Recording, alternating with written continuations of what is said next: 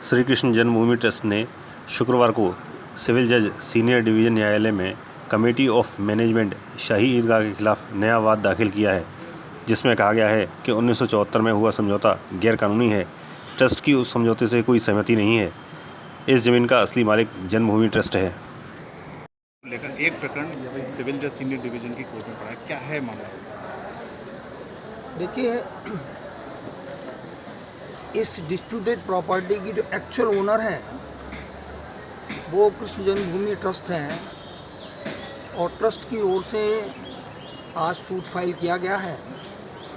और मेन रूप से जो रिलीफ हमारी इस ट्रस्ट की सूट में है, एक कंप्रोमाइज़ हुआ है।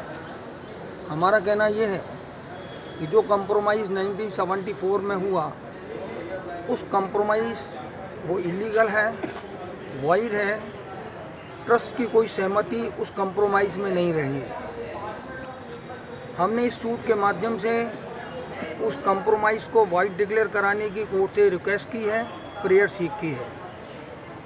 जो डिस्प्यूटेड कंस्ट्रक्शंस, इलीगल कंस्ट्रक्शंस हैं हमारे ट्रस्ट की ज़मीन पर, उन कंस्ट्रक्शंस को रिमूव करने के लिए मैंडेटरी इंजंक्शन की रिलीफ सीख की गई है। इसके साथ साथ जो ट्रस्ट की संपत्ति है उसमें किसी तरीके से फर्दर इंटरफियरेंस ना हो, इसके लिए हमारे पार्ट पर परमानेंट इंजंक्शन की रिलीफ सीख की गई है। मैं ये कहना चाहता हूँ कि इन फैक्ट डिस्प्यूटेड प्रॉपर्टी 5000 साल पहले से, जब भगवान कृष्ण का जन्म हुआ है, निर्विवाद रूप से ये कृष्ण जन्म स्थल रहा है। इस पूरे सर्किल को कटरा केशव देव के नाम से जाना जाता है और इस कटरा केशव देव अच्छा, आज ट्रस्ट की ओर से एक सूट फाइल किया गया है, क्या है मामला इसमें और इतने सालों बाद क्यों याद है? ऐसा है, सालों बाद का विषय तो जवाब जो हमारे वकील साहब दे चुके हैं। हम तो उसका कोई असर नहीं था। खसरा, खेवट, खतौनी, म्यूनिसिपल रिकॉर्ड आज भी श्री कृष्ण जन्मभूमि ट्रस्ट मालिक है। उसका अवैध कब्जा पहले था, अवैध कब्जा हम आज भी कह रहे हैं, अनऑथराइज्ड पोजीशन आज भी हम कह रहे हैं। उनको कोई लीगल आइडेंटिटी नहीं है, कहीं से कुछ भी नहीं है। और उन्होंने कई बार प्रयास किया। ये मुकदमे आज नहीं चल रहे हैं, 137 साल तक लगातार मुकदमे चले हैं। पटनी उपरवाल से लेकर के कृष्ण ट्रस्ट तक 137 साल मुकदमे चले। एक भी जजमेंट नहीं है ऐसा जिसमें ईदगाह समेत संपूर्ण भूखंड का मालिक कृष्ण जन्मभूमि ट्रस्ट को नहीं माना गया है। एक भी ब्रिटिश पीरियड से लेकर के आज तक हर मुकदमे में, जब से शुरुआत 19 की, वो कहानी लंबी है, 19 शुरुआत की, तो पहले जजमेंट से शुरुआत हुई कि ईदगाह समेत संपूर्ण भूखंड का मालिक श्री कृष्ण जन्मभूमि ट्रस्ट है। आज भी ईदगाह, उसके भीतर जो ये थोड़े बहुत आवास बने हुए हैं उनका भी टैक्स हम दे रहे हैं। जो भीतर आवास हैं 28-29, उनमें भी जो मालिक के नाम खाते में नाम दर्ज है वो श्री कृष्ण जन्मभूमि ट्रस्ट है। अब कभी चेक कर लीजिए रिकॉर्ड को आकर के। तो केवल अच्छा, दूसरा, ये एक इंच बोलती है, उसकी नींव भी नहीं है। अब जाके देखें ना, जो बीर सिंह जी बुंदेला ने जो मंदिर बनाया था उसकी नींव पे ही वो खड़ा हुआ है। ढांचा थोड़ा बहुत है तो मंदिर मूलता, वो थोड़ा बहुत तोड़ फोड़ किया उनने। वही पत्थर है, वही ज़मीन है, वही ज़मीन का मालिक ट्रस्ट, पत्थरों का मालिक ट्रस्ट, भगवान की वो जन्मभूमि। तो ठीक है कि वो किसी कालांतर से कभी गुलामी कोई ऐसे हमारे निश्चित रूप से कोई ऐसे हिंदू समाज पे तमाम ऐसे आघात हुए हैं और इनका कोई धर्म संस्कृति मतलब नहीं था।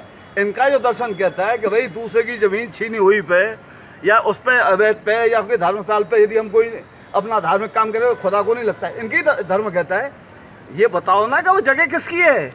आपने अवैध तोड़ा, कोई ये कहे ना कि मंदिर था या नहीं था, कोई ये कहे कि मंदिर को तोड़ करके मस्जिद बनाई नहीं बनाई, कोई ये अरे औरंगजेब ने स्वयं फरमान, उसका भी फरमान झूठा है क्या? बीकानेर के जाइए म्यूजियम में देखिए, आइए, है नहीं कि जन्मभूमि तोड़ी? यही नहीं, जन्मभूमि तोड़ करके आया, बड़ा प्रसन्न हुआ, हाथी में बैठ करके बड़ा खुश हुआ। और मथुरा का नाम क्या किया आपको पता है? मथुरा का नाम क्या? इस्लामाबाद। वृंदावन का नाम किया मोहम्मदाबाद। सिक्के चलाए, जजिया कर लगाया, होली दिवाली बंद की। तो ये वो आलमगीर जो उसके साथ में थे उनके यात्रा बताना, उनकी किताबों को देख लीजिए। अरे उनके फरमान को झूठा मानोगे आप? और ये भी उसमें फरमान में उन्होंने पूछा इनका क्या करें जो प्रतिमा निकली है। उन्होंने कहा जहाँ मैं रोज नमाज पढ़ने जाता हूँ और मेरी बेगम पढ़ने जाती है बेगम साहब मस्जिद में, उसकी सीढ़ियों पे लगा दो।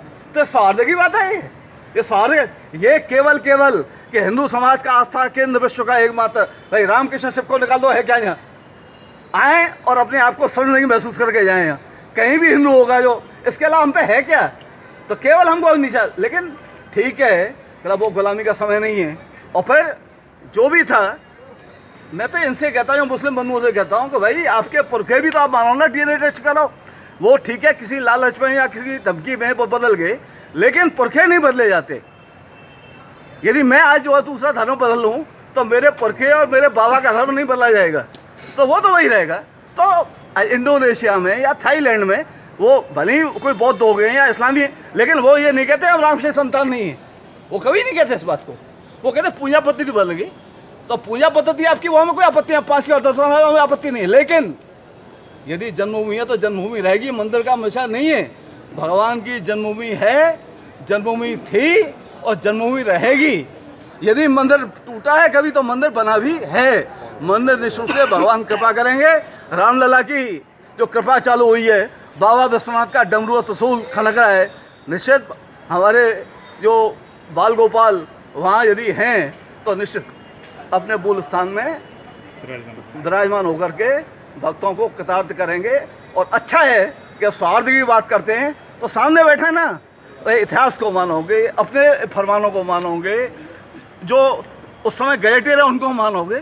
जबरदस्ती जिंदा सड़ी से एक इंच खोदो, कितनी मूर्ति भंडार भरा पड़ा है हम पे, वहाँ के मूर्तियों का निकला हुआ है। कितना म्यूजियम में मूर्ति सब निकली हुई मूर्ति है सभी, तो क्या क्या देखेंगे। तो ठीक है ये कानूनी प्रक्रिया है, लेकिन वो कानूनी प्रक्रिया से चल रहे। और यदि अयोध्या में भी वोड़चन लगाई, आपने देखा अंतोदोगत्ता जो है वो कानून की 1 इंच बोलती है। भाई एक बार मंदिर टूटे ठीक है, 4-4, 5-5 मंदिर टूटे तो कहाँ तक छुपाओगे उसको? अब बाबा भोलेनाथ का आप देख रहे क्या क्या हो रहा है, उससे ज़्यादा यहाँ निकलेगा। अभी रखा है निकला हुआ, उससे ज़्यादा कोई चैलेंज तो करेंगे, ऐसा नहीं है यहाँ। तो अच्छा ये है कि आप सौहार्द के नाते, सभ्यता के नाते और पूर्वों का सम्मान करते हुए, उस पर गौरव गाते हुए आप भारत भूमि की एक सौहार्द की वातावरण बनाएं, जिससे कि नहीं तो होना तो है, भगवान को अपने स्थान पे आना तो है, वो समय लग सकता है, लेकिन ऐसा जरूर होगा। प्रभु हम पर कृपा करें, वो जल्दी से सुधन हमें बीच में आए। जय श्री कृष्ण। इसमें कौन वादी और कौन कौन प्रतिवादी हैं? कौन वादी और कौन कौन प्रतिवादी हैं इसमें? बताओ विजय। वो वादी तो जो भगवान श्री कृष्ण और कृष्ण ट्रस्ट जी, और प्रतिवादी ईदगाह कमेटी और सेवा पूरा बताइए। जैसे वादी, पहले वादियों के नाम बताइए, उसके बाद प्रतिवादी। वादी ठाकुर केशव देव जी महाराज और बालकृष्ण एवं श्री कृष्ण जन्मभूमि ट्रस्ट, और प्रतिवादी के रूप में प्रबंधन शाही मस्जिद ईदगाह और श्री कृष्ण जन्मस्थान सेवा संस्थान, जिसने समझौता किया था।